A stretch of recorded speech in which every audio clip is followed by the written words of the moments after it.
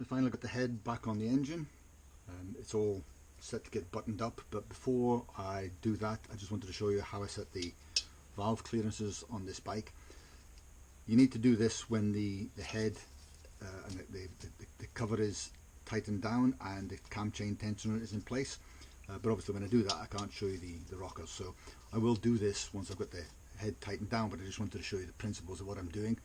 And it's a method where you do it without using feeler gauges.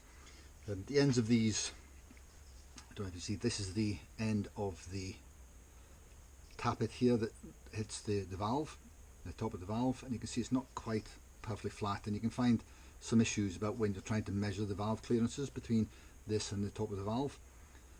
Some people say you should measure under this, under the cam follower. You can do that, but the tolerances that are set by the bike, by the manufacturer, are on the valves themselves, and this distance here is different from this distance, so you need to factor it up due to the fact that this arm is longer than this arm. You can do it, but it means you've got to take the head off, and it's not something you can do when you've got the head tightened down.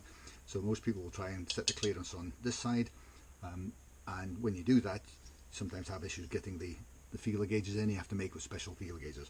What I'm going to do is a different technique, and what I'm going to show you here is a method just by working out how many times you screw this down. Now the thread on here is, it's got a pitch of 1mm. I've got a little thread gauge on there, so I know that the 1mm pitch on this screw, so every time I turn the screw a full rotation it'll go down 1mm.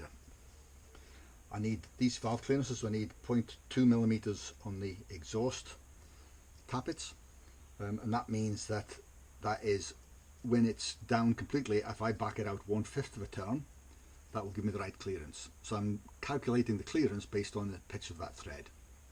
Now I know that it'll be right, and it will be tight against the thread on here because I've got the lock nut, which will always make sure it's being pulled up against the rocker arm itself. So I'll just run through quickly how we do this then. I'll leave that one in there for the moment, but on this side I've got one with a screw, and this one I've got one with a nut on it. But you can see here I've got those. That's rocking. I'll back that out a little bit so I can show you a bit better. So you can see here that's rocking quite happily. So I nip it up on here. That's it tight. No, that's not tight at all.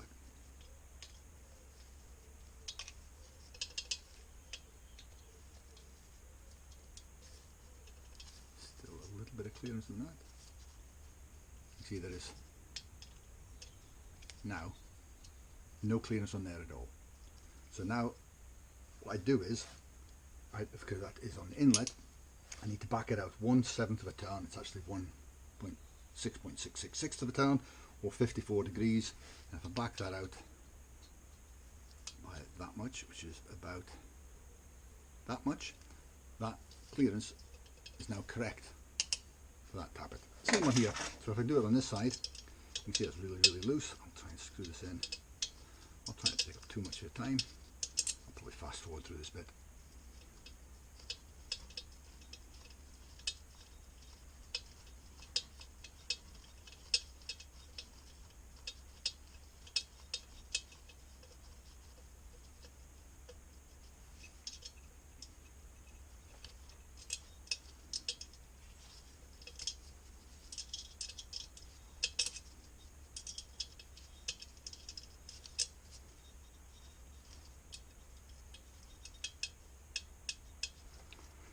So there we go. I've got the same issue here, but I've got the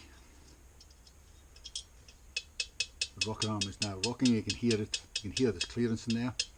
I should have said first of all that I've got it set at top dead center, so I can set this side here. And this side here is obviously, both of those are in the process of one's opening and one's closing, so it's only this side I can work on just now, but it's at top dead center.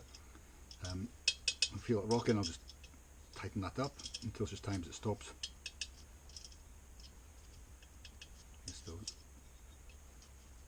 There you go. So that is it down. Now I'm looking for the exhaust, so it's 1/5 of a turn. So 1/5 of a turn is about 72 degrees, which is about that much.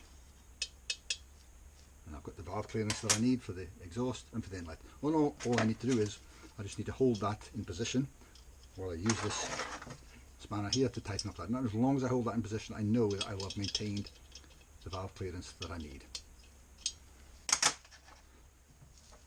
It's as simple as that.